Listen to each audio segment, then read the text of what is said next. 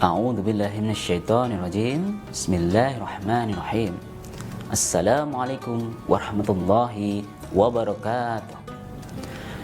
Anak-anak yang soleh dan solehah yang senantiasa dirahmati oleh Allah, marilah kita selalu mengucapkan syukur kepada Allah Subhanahu wa taala, di mana kita bisa bertemu kembali di bulan yang mulia ini, bulan yang suci dan selalu dinantikan oleh seluruh umat Islam di dunia.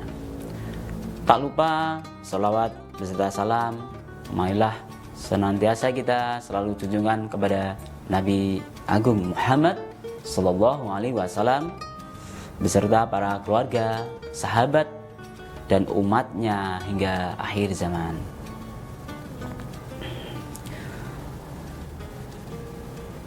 Pada kesempatan kali ini, saya akan sedikit bercerita tentang perjuangan dalam menegakkan agama Islam. Dahulu ada seorang sahabat Nabi Muhammad SAW bernama Amr bin Jamuh. Amr bin Jamuh adalah salah seorang pemimpin Yatsrib pada masa jahiliyah.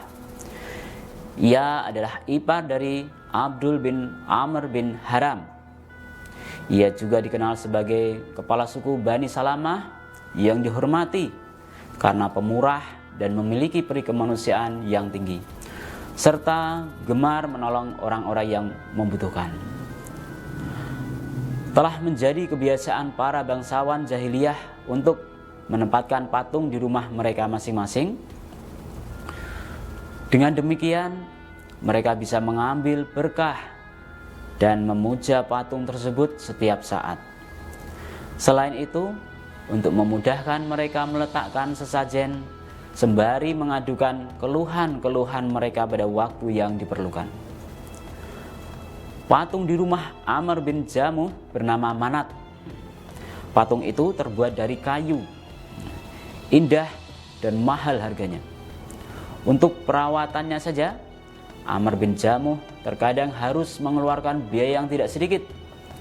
Hampir setiap hari patung itu dibersihkan dan diminyai dengan wangi-wangian khusus dan mahal. Tatkala cahaya Islam mulai bersinar di Yatsrib dari rumah ke rumah, usia Amr bin Jamuh sudah lewat 60 tahun. 3 orang putranya, Mu'adz dan Halat, serta seorang kawan sebaya mereka, Mu'adz bin Jabal, telah masuk Islam di tangan Mus'ab bin Umair, sang duta Islam. Bersamaan dengan ketiga putranya, masuk Islam pula ibu mereka, Hindun, istri Amr bin Jamuh.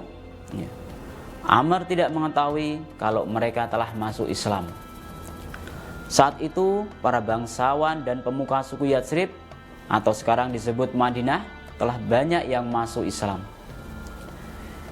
Hindun yang sangat mencintai dan menghormati suaminya khawatir kalau suaminya mati dalam keadaan kafir lalu masuk neraka.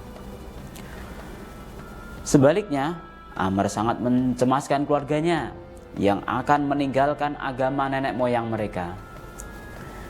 Dia takut putra-putranya terpengaruh oleh dakwah yang disebarkan oleh Mus'ab bin Umair. Karena dalam tempo singkat Mus'ab berhasil merubah agama orang banyak dan menjadikan mereka muslim. Suatu ketika, Amr bin Jamuh bertanya pada istrinya, "Hai Hindun, hati-hatilah menjaga anak-anak agar mereka jangan sampai bertemu dengan Mus'ab bin Umair."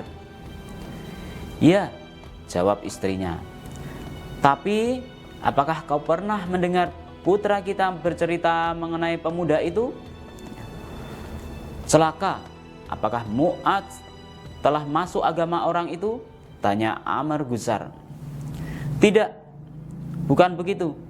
Tetapi Mu'adz pernah hadir dalam majelis orang itu. Dia ingat kata-katanya," jawab istrinya. "Panggillah dia kemari," perintah suaminya.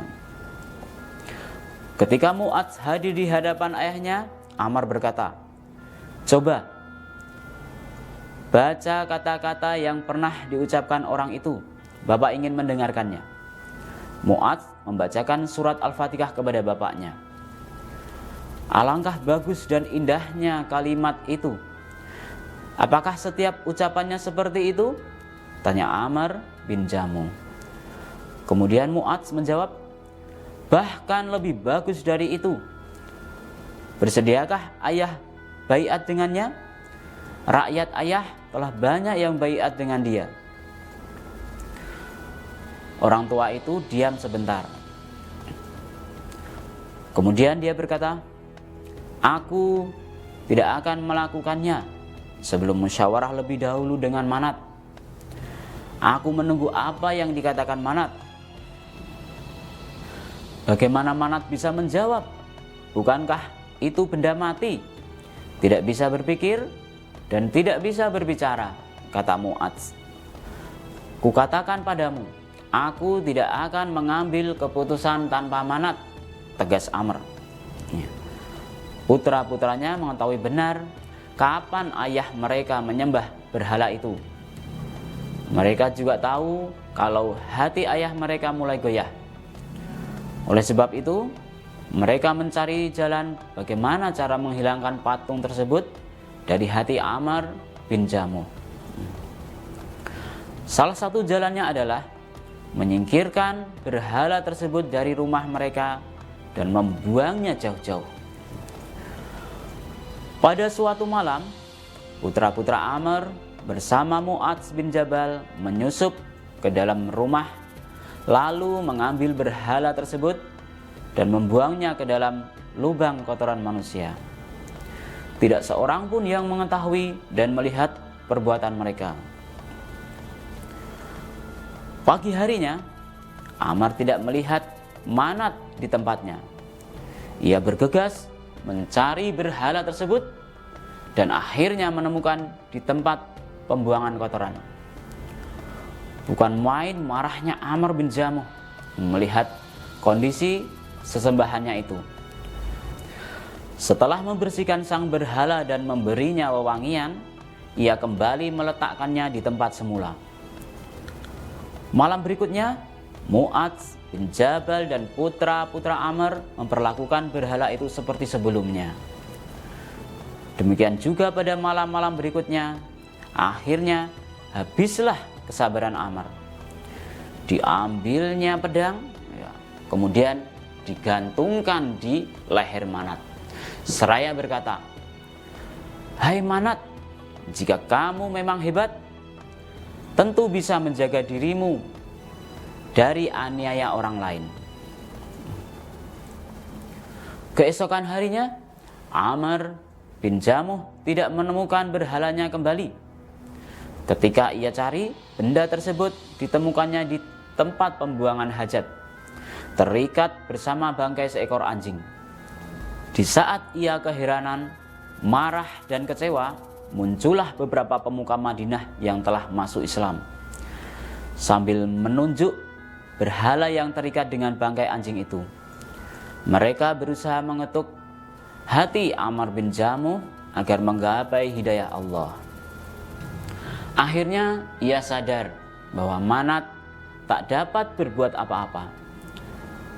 Manat ternyata tak mempunyai sifat ketuhanan sedikit pun. Selama ini ia berpikir bahwa kekayaan yang ia miliki itu datang dari Manat. Sekarang ia sadar bahwa Manat bukanlah Tuhan yang dapat memberinya rezeki dan petunjuk. Ia kemudian membersihkan badan dan pakaiannya, memakai wewangian, lalu bergegas menemui Nabi Muhammad SAW untuk menyatakan keislamannya. Itulah tadi sepenggal cerita tentang Amr bin Jamuh. Semoga dari cerita tersebut kita dapat mengambil hikmahnya. Ada kurang dan lebihnya mohon dimaafkan. Wallahu a'lam bishawab.